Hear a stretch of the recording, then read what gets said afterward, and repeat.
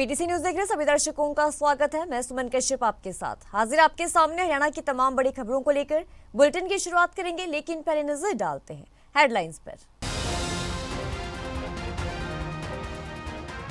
हिसार में आयोजित प्रदेश स्तरीय साइक्लोथॉन प्रोग्राम में पहुंचे मुख्यमंत्री नायब सिंह सैनी। मुख्यमंत्री खुद साइकिल चलाकर पहुंचे कार्यक्रम स्थल।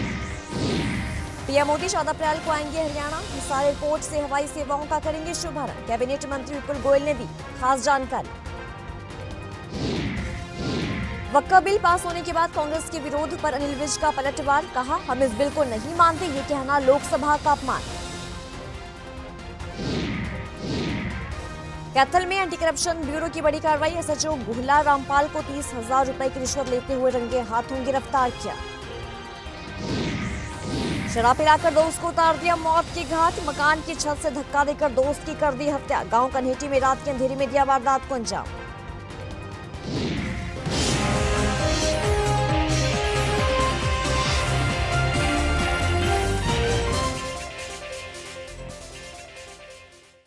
अब खबरें विस्तार से। मुख्यमंत्री नायब सिंह सैनी प्रदेश स्तरीय साइक्लोथॉन के प्रोग्राम में पहुंचे और खास बात तो ये रही कि मुख्यमंत्री खुद साइकिल चलाकर कार्यक्रम स्थल पर पहुंचे।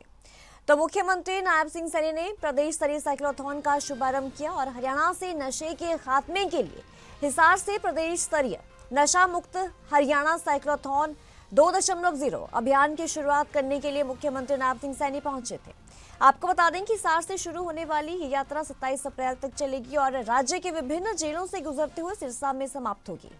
हिसार में पत्रकारों से बातचीत करते हुए मुख्यमंत्री नायब सिंह सैनी ने कहा कि हरियाणा के एक एक घर को नशा मुक्त बनाना है और इस अभियान में हमारे हरियाणा प्रदेश के बुजुर्गों का आशीर्वाद, महिलाओं का आशीर्वाद जो है वो बहुत जरूरी है। हमारे युवा साथियों ने नशा खत्म करने का संकल्प लिया है और बीड़ा भी उठाया। सुनिए क्या कुछ कहा मुख्यमंत्री नायब सिंह सैनी ने। विकसित भारत में एक नई उड़ान वो हरियाणा को देने के लिए आ रहे हैं और उस समय पे आ रहे हैं जब भारत रत्न बाबा साहेब भीमराव अंबेडकर जी की जयंती के अवसर पर हरियाणा को विकसित हरियाणा, विकसित भारत में जोड़ने का काम कर रहे हैं। और ठीक उससे पहले हमारे हरियाणा प्रदेश के युवाओं ने ये ठाना है, आज साइक्लोथॉन यात्रा का यहाँ से शुभ आरंभ हुआ है कि हरियाणा के एक एक घर को नशा मुक्त बनाना है। और इस अभियान में हमारे हरियाणा प्रदेश के जो बुजुर्गों का आशीर्वाद, महिलाओं का आशीर्वाद, जो हमारे युवा साथियों ने संकल्प लिया है, बीड़ा उठाया है।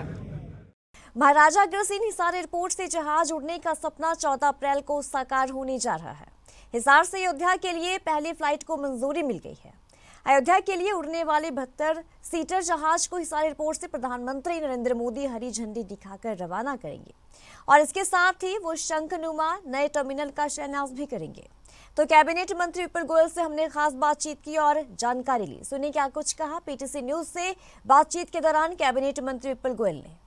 देखिए, एयरपोर्ट 14 तारीख से विधिवत रूप से इसका इनॉग्रेशन हो जाएगा और फ्लाइट जो माननीय प्रधानमंत्री जी उसे हरी झंडी दिखाएंगे, अयोध्या के लिए पहली फ़्लाइट यहाँ से उड़ेगी और नियमित रूप से जो एयरपोर्ट है वो चालू हो जाएगा और माननीय प्रधानमंत्री जी आएंगे, लोगों को संबोधित करेंगे, इसका विधिवत उद्घाटन। उसके बाद यहाँ से अम्बाला यमुनानगर जाएंगे। तो ये यहाँ पर जो फ्लाइट है कितने सीटर प्लेन उड़ेंगे? क्योंकि पहले भी जो है एक बार प्रयास किया गया था, हालांकि जो है कुछ तरह की परमिशंस की वजह से फ्लाइट बंद हो गई थी। तो क्या इसका अब इस बार जो शुरू होगा उसके में किस तरह की फ़्लाइटें रहेंगी? क्या आने वाले समय में इंटरनेशनल एयरपोर्ट भी बनने की संभावना है? देखिए, अभी इंटरनेशनल जैसे जैसे लोगों की डिमांड होगी, फुटफॉल बढ़ेगा, इंटरनेशनल भी जो कर सकते हैं वो सारे के सारे जो नियम हैं उसके उन सबको वो हिसार एयरपोर्ट पूरा करता है। हिसार एयरपोर्ट पर बड़ा छोटा सभी तरीके के प्लेन उतर सकते हैं और अभी 72 सीटर प्लेन जो है उसकी शुरुआत होगी और वो यहाँ से अयोध्या जाएगा, अयोध्या से वापस यहाँ आएगा और दिल्ली तक जाएगा। तो इस तरीके से अभी इसको शुरू किया गया है और धीरे धीरे बहुत सारे स्टेशन, बॉम्बे हो गया, कलकत्ता हो गया, अहमदाबाद हो गया, लखनऊ हो गया, चंडीगढ़ हो गया, श्रीनगर हो गया, उनको वहाँ से शुरुआत की जाएगी। क्या किराया रहने वाला है और जो एयरलाइंस कंपनियां उनका किस तरह का रुझान जो है देखने को मिल रहा है, क्योंकि विभाग आपके पास ही है? देखिए, अभी शुरुआती जो किराया है वो 3,000 रुपये रहेगा। हिसार से अयोध्या तक की 2 घंटे की फ़्लाइट है, लेकिन उसका किराया मात्र 3,000 रुपये रहेगा। और उसके बाद धीरे धीरे ये तो क्योंकि फ्री पॉलिसी है, जैसे जैसे डिमांड और सप्लाई की बात है, जैसे बढ़ेगी उस तरीके से आगे आगे आकर किराए को निर्धारित किया जाएगा। तो क्या पड़ोसी राज्य पंजाब को भी जो है इसका लाभ मिलता नजर आएगा, और कौन कौन से ऐसे जिले हैं जिनको ये कवर करता हुआ नजर आएगा, या जहाँ के लोग जो है इसका फायदा उठा पाए? देखिए, सिरसा से लेकर हिसार तक और रोहतक के लोग तो इससे लाभान्वित होंगे होंगे। इसके अलावा जो राजस्थान की जो बेल्ट है, चाहे पंजाब की जो बेल्ट है जो साथ लगती है हरियाणा से, उस तरफ की बेल्ट है, वो भी इससे लाभान्वित होंगे। और मैं समझता हूँ कि ये हिसार एयरपोर्ट आने वाले दिनों में एक सक्सेस एयरपोर्ट रहने वाला है और बहुत बड़ा फुटबॉल यहाँ से जुड़ने का काम करेगा। लेकिन विपक्ष कह रहा है डोमेस्टिक ही है, इंटरनेशनल एयरपोर्ट होना चाहिए, प्रधानमंत्री आ रहे हैं तो इंटरनेशनल लेवल का एयरपोर्ट होना चाहिए। देखिए, ये तो कहने वाली बात है, कुछ भी कह सकते हैं, क्योंकि अब उन लोगों को लग रहा है ना कि पहले तो उनके सांसद ने कहा था कि अगर ये एयरपोर्ट शुरू हो जाएगा तो मैं राजनीति छोड़ दूंगा। अब कहने को कुछ बात नहीं है, तो डोमेस्टिक एयरपोर्ट है। अरे भैया, डोमेस्टिक एयरपोर्ट बनेगा, उसके बाद इंटरनेशनल भी बनेगा। आप इसकी सुविधाएं लीजिए और इसका उपयोग कीजिए। लोगों को लाभान्वित होते हुए देखकर दुख दर्द नहीं होना चाहिए, खुशी होनी चाहिए कि हरियाणा की तरक्की के लिए, हरियाणा की भलाई के लिए एयरपोर्ट बन रहा है। वक्फ बिल पास होने के बाद कांग्रेस अब इसको लेकर सुप्रीम कोर्ट जाने की बात जो है वो कह रही है, और इसको लेकर हरियाणा के कैबिनेट मंत्री अनिल विज ने कांग्रेस को आड़े हाथों लिया और ये कहा कि संविधान को धारा 14 के अनुसार सबको समानता का अधिकार है। विज ने यह भी कहा कि कांग्रेस के राज में तुष्टीकरण की नीति के चलते 2013 में एक ऐसा बिल पास कर दिया गया जिसमें वक्फ बोर्ड अगर किसी संपत्ति को अपना बता दे तो वो संपत्ति वक्फ बोर्ड की हो जाती थी। देखिए, संविधान की धारा 14 के तहत सबको समानता का अधिकार दिया हुआ है, लेकिन कांग्रेस के राज में अपीजमेंट की नीति के कारण ये कुछ काम ऐसे किए हुए हैं कि ये दूसरों से ऊपर इनको रखा हुआ है। 2013 में कांग्रेस ने एक बिल पास किया था वक्फ बोर्ड का, जिसमें यह प्रावधान कर दिया था कि अगर वक्फ बोर्ड किसी भी जमीन को अपनी संपत्ति डिक्लेयर कर देता है तो वो उसकी संपत्ति हो गई। जिसकी संपत्ति डिक्लेयर करता है उसको कोर्ट में केस लगा के सिद्ध करना पड़ेगा। वक्फ बोर्ड को सिद्ध नहीं करना कि ये उसकी प्रॉपर्टी है। तो ये संविधान की मूल भावना के खिलाफ है। हरियाणा के कैथल में एंटी करप्शन ब्यूरो की टीम ने गुहला थाने के एसएचओ को 30,000 रुपए की रिश्वत लेते हुए रंगे हाथों गिरफ्तार किया है। तो बताया जा रहा है कि किसी मामले में एसएचओ ने 30,000 रुपए की डिमांड की थी। पीड़ित ने इसकी शिकायत एंटी करप्शन ब्यूरो की टीम से की, जिसके बाद एंटी करप्शन ब्यूरो की टीम ने कार्रवाई करते हुए गुहला थाना एसएचओ रामपाल को 30,000 रुपए की रिश्वत लेते हुए रंगे हाथों गिरफ्तार कर लिया। ये कार्रवाई ड्यूटी मजिस्ट्रेट वरुण कंसल की निगरानी में हुई है। तो बताया ये जा रहा है कि मारपीट का मामला कैंसिल कराने की एवज में रिश्वत मांगी जा रही थी। एसएचओ पहले ही 20,000 रुपए ले चुका था। चीका थाना प्रभारी सहित डीएसपी पर भी रिश्वत के आरोप लगे हैं।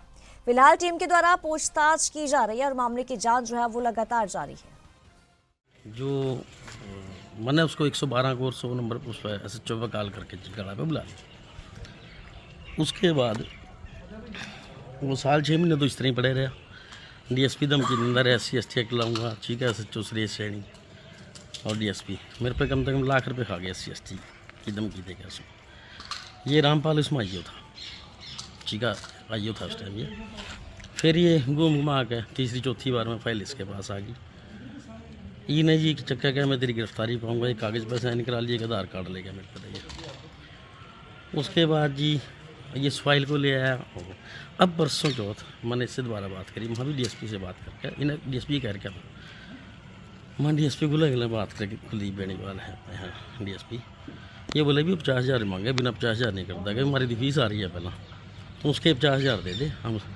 तो परसों में इसने 20 दे गया था और मैंने रिकॉर्डिंग भी कर ली थी इसकी, और 30 अब दिए हैं, बस हमने रेंडेड पकड़वा दिया। जो हरियाणा सरकार की भ्रष्टाचार को लेकर जीरो टॉलरेंस नीति है, उसके तहत जो हमारे डीजीपी श्री आलोक मित्तल जी, एंटी करप्शन ब्यूरो डायरेक्टर साहब के कुशल नेतृत्व में और एसपी साहब के नेतृत्व में अम्बाला के मुहिम चलाई हुई है, जिसके तहत आज मुझे अफसरान के आदेश प्राप्त हुए कि ओम प्रकाश वासिची का कोई रेड कार्रवाई कराना चाहता है तो उससे संपर्क करें। मैंने उससे संपर्क किया तो उसने एक दरखास्त दी कि मेरे से SHO गुला पर रामपाल मेरे 258 नंबर मुकदमा जो कैंसिलेशन लिखनी है उसके एवज में 50,000 की रिश्वत की मांग कर रहा है। 20,000 उसने पहले ले लिए और 30,000 आज मांग रहा है। 30,000 लेने पर उस कार्रवाई करते उसको रेड हैंडेड गिरफ्तार किया। चरखी दादरी के गांव कन्हेटी में दोस्तों के साथ रात को शराब पी थी और सुबह युवक का संदिग्ध परिस्थितियों में शव मकान के पीछे पड़ा मिला। सूचना मिलने पर सदर थाना पुलिस और FSL की टीम मौके पर पहुंची और मौके का मुआयना किया तो मृतक की पहचान गांव कन्हेटी निवासी करीब 25 वर्षीय विक्रम के रूप में हुई है। मृतक के परिजनों की शिकायत पर सदर थाना पुलिस ने 3 लोगों पर हत्या का केस जो है वो दर्ज करते हुए आगामी कार्रवाई शुरू कर दी है। उतनी आज हमें समय करीब 11 बजे करने की सूचना मिली थी कि एक व्यक्ति की लाश पड़ी हुई है। वह मौके पर पहुंचे थे तो नरेंद्र के मकान के पीछे मृतक विक्रम की लाश पड़ी हुई थी। उसके पिताजी ने कंप्लेंट हमारे को दी थी। इसमें 3 आदमियों के खिलाफ मुकदमा दर्ज करके पोस्टमार्टम की प्रक्रिया जारी है। हरियाणा विद्यालय शिक्षा बोर्ड की परीक्षा के बाद शिक्षा बोर्ड अब मार्किंग में जुट गया है। शिक्षा बोर्ड के अध्यक्ष डॉक्टर पवन कुमार ने पालूवास के मार्केट सेंटर का औचक निरीक्षण भी किया। उन्होंने ये कहा कि हरियाणा में 78 मूल्यांकन केंद्र जो है वो बनाए गए हैं। बोर्ड ने सेकेंडरी के लिए 7,030 अध्यापकों की ड्यूटी लगाई है तो वहीं सीनियर सेकेंडरी के लिए 4,812 प्राध्यापक चुने गए हैं। तो हर दिन अध्यापक को 30 कॉपी चेक करने के निर्देश जारी किए गए हैं।